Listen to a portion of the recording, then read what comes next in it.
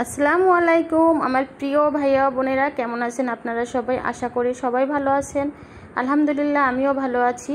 তো বরাবরের মতো আবারও চলে আসলাম নতুন একটি ইউনিক রেসিপি আপনাদের সাথে শেয়ার করার জন্য। আজকের রেসিপি হচ্ছে আমার পটলের পাকোড়া। তো পটলের পাকোড়া তৈরি করে আপনাদের সাথে শেয়ার করব। আশা করি ভিডিওটি আপনাদের অনেক বেশি ভালো লাগবে। তো প্রথম থেকে শেষ পর্যন্ত আমার সাথে থাকার পাশে থাকার অনুরোধ রইল। তো এখানে আমি 7 থেকে 8টা পটল নিয়ে নিলাম এবং এই পটল দিয়ে সুন্দরভাবে পাকোড়া তৈরি করব। তো পটলের যে পটলের উপরের যে খোসাটা আছে, খোসা সহ আমি পাকোড়া তৈরি করে আপনাদের সাথে শেয়ার করব। যে পাকোড়ার খোসাটা কিন্তু দিয়ে আমরা ভর্তা তৈরি করি, পাকোড়ের খোসা সহ ভেজে নেই, বা এই যে পটলের খোসাটা কিন্তু আসলে কিন্তু অনেক চমৎকার লাগে খেতে, আর পাকোড়াটা কিন্তু খেতে অনেক লোভনীয়। তো এখানে আমি পটলের দুই পাশ ভালোভাবে কেটে নিলাম বন্ধুরা। তারপরে একটা গ্রেটার দিয়ে ভালোভাবে গ্রেট করে নিব। তো এপাশ ওপাশ ভালোভাবে কেটে নিয়েছি। তো যারা যারা এখনও আমার ভিডিওটিতে একটা লাইক দিতে ভুলে গেছেন, প্লিজ বন্ধুরা একটি লাইক দিয়ে আমার ভিডিওটি দেখবেন। আর যারা আজকে আমার ভিডিও দেখতেছেন, প্লিজ একটি সাবস্ক্রাইব করে আমার পরিবারের বন্ধু হয়ে থাকেন। আর প্লিজ আপনারা ভিডিওটি দেখে একটা কমেন্ট করেন। আমি অবশ্যই আপনাদের কমেন্ট পড়ে আপনাদের চ্যানেলে চলে যাব। তো আপনাদের পরিবারে চলে যাব এবং ইনশাল্লাহ আমি ভিডিও কন্টিনিউ করব। যারা যারা আমার ভিডিও কন্টিনিউ করবেন, ইনশাল্লাহ আমি প্রত্যেকের ভিডিও কন্টিনিউ করব। দেখেন আমি একটা গ্রেটার নিয়ে নিলাম, গ্রেটার নিয়ে এখানে গ্রেট করে নিচ্ছি পটলগুলো। তো সব পটলগুলোই আমি সুন্দরভাবে এভাবে গ্রেট করে নিব। আর পটল কিন্তু এভাবে গ্রেট করেও সুন্দর করে ভাজা করা যায়, খেতে কিন্তু অনেক লোভনীয় হয়। তো এই তো দেখেন আমার সব পটলগুলো গ্রেট করা হয়ে গেল গ্রেটার দিয়ে। এখন আমি এর পটলের সাথে যা যা মিক্সড করব, যে মিশ্রণগুলো, এখানে 2টো আলু সেদ্ধ করে নিয়েছি, 2টো ডিম সেদ্ধ করে নিয়েছি।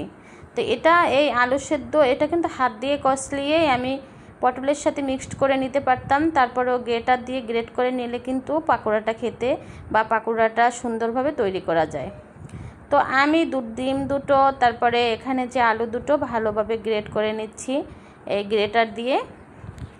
আর প্লিজ বন্ধুরা অবশ্যই আমার ভিডিওটি অ্যাড সহ দেখে দিবেন, যেহেতু আমার চ্যানেলের অনেক বেশি রিচ কমে গেছে। আপনারা যদি আমার ভিডিওটি না দেখেন তাহলে কিন্তু আমি আগাতে পারবো না। প্লিজ সবাই একটু আমাকে সাপোর্ট করেন, আমাকে এগিয়ে নিয়ে যেতে সাহায্য করেন। প্রথম থেকে যারা আমাকে অনেক বেশি সাপোর্ট করেছেন, প্লিজ তারা আমাকে আরও একটু সাপোর্ট করেন সামনে এগিয়ে নিয়ে যাওয়ার জন্য।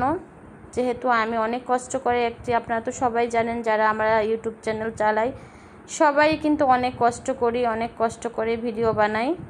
তো সবার কাছে একটাই অনুরোধ, সবাই একটু পাশে থাকেন এবং আমাকে সাপোর্ট করেন।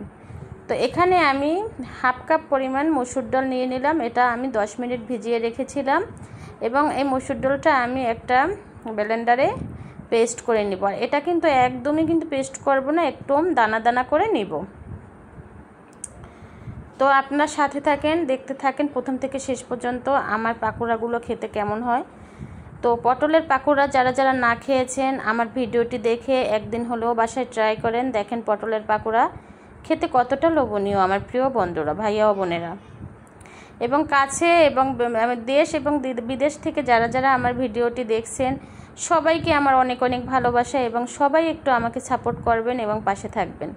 তো এখানে আমি ডাল দিয়ে দিলাম, আর এখানে আমি স্বাদ মতো লবণ দিয়ে দিলাম, এখানে রসুন দিয়ে দিলাম 1 চামচ পরিমাণ। তারপরে এখানে আমি আদা দিয়ে দিলাম 1 চামচ পরিমাণ, জিরা বাটা 1 চামচ পরিমাণ, আর এখানে 3টা কুচানো পেঁয়াজ দিয়ে দিলাম। পাকোড়ায় কিন্তু একটু পেঁয়াজ কুচানো বেশি দিলে খেতে অনেক বেশি লোভনীয় হয়। এখানে হলুদের গুঁড়া দিয়ে দিলাম 1 চামচ পরিমাণ, আর এখানে মরিচের গুঁড়ো দিয়ে দিলাম 1 চামচ পরিমাণ। দিয়ে আমি হাত দিয়ে ভালোভাবে মাখিয়ে নেব। মাখানোর পরে আমি 1 চামচ পরিমাণ চিনি দিয়ে নেব। যে পাকোড়া আমার একটু ঝাল মিষ্টি হলে কিন্তু খেতে অনেক বেশি মজা হয়। তো এখানে কিন্তু আমি একটু ঝালের পরিমাণ একটু বেশি দিয়েছি। আমার এই যে গুঁড়া মরিচটা অনেক বেশি ঝাল হয়। তো দেখেন আমি পাকোড়া হয় কিনা সেটা আমি দেখে নিলাম। এখানে অন্য কিছু ব্যবহার করতে হবে না। আর এখানে আমি চিনি দিয়ে দিলাম চামচের হাফ চামচ পরিমাণ দিয়ে ভালোভাবে হাত দিয়ে আবারও মাখিয়ে নিচ্ছি। মাখিয়ে আমি এটা 10 মিনিটের জন্য ঢাকনা দিয়ে রেস্টে রেখে দিব। একটু রেস্টে রেখে দিলে কিন্তু পাকোড়াগুলো বানানো অনেক সহজ হবে এবং খুবই ক্রিস্পি হবে এবং পাকোড়াগুলো শেপও সুন্দর হবে। তো এখানে ঢাকনা দিয়ে আমি প্যান বসিয়ে দিলাম চুলে এবং তেলটা গরম হয়ে যাওয়ার পরে আমি পাকোড়া দিয়ে দিচ্ছি এক এক করে। দেখেন এক এক করে আমি পাকোড়াগুলো দিয়ে দিচ্ছি। আর এভাবে করে আমি সব পাকোড়াগুলো, তেলটা কিন্তু অনেক বেশি গরম করা যাবে না, তাহলে কিন্তু উপরটা বেশ ক্রিস্পি হয়ে যাবে একটু সময়ের মধ্যে আর ভিতরটা একদমই কাঁচা থাকবে। এজন্য মানে অত বেশি গরম করা যাবে না তেলটা, আর স্লো আঁচে ভেজে নিতে হবে।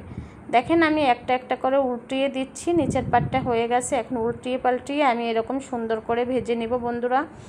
দেখেন এক এক করে সব ভেজে নিচ্ছি। তো আমি এভাবে কিন্তু সব পাকোড়াগুলো ভেজে নিচ্ছি বন্ধুরা।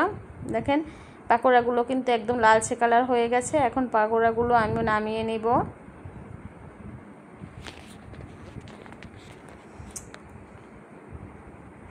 তো প্লিজ বন্ধুরা, আজকের আমার এই পাকোড়াগুলো, যদি পটলের পাকোড়াগুলো আপনাদের ভালো লেগে থাকে, একটি লাইক, কমেন্ট এবং শেয়ার করে দিবেন। আপনাদের প্রিয় মানুষ যারা আছে তাদের কাছে একটু শেয়ার করে দিবেন, আর লাইক দিয়ে আমার ভিডিওটি দেখবেন।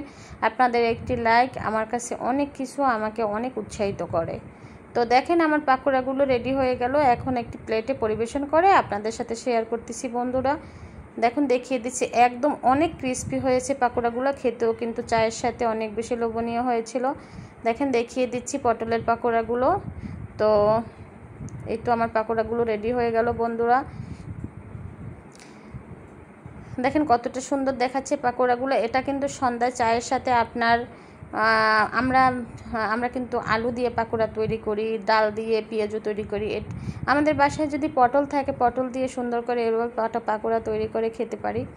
তো আমি পটলের পাকোড়া তৈরি করে আপনাদের সাথে শেয়ার করলাম। আর আমি যেন নতুন নতুন রেসিপি আপনাদের সাথে শেয়ার করতে পারি, আমার জন্য দোয়া করবেন। আজ এই পর্যন্তই, সবাই ভালো থাকবেন, শুভকামনায়। আল্লাহ হাফেজ, আসসালামু আলাইকুম।